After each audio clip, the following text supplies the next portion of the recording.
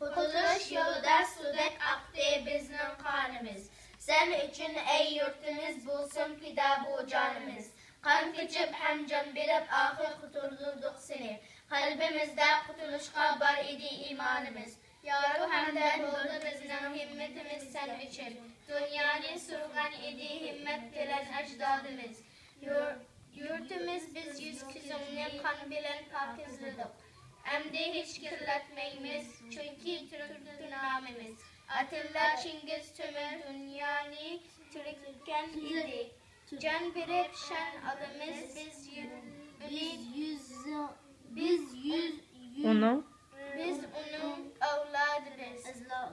Çıktı can hem aktı kan, düşmandan buldu el amal. Yaşasın hiç ölmesin, nur parlatıp istikbal.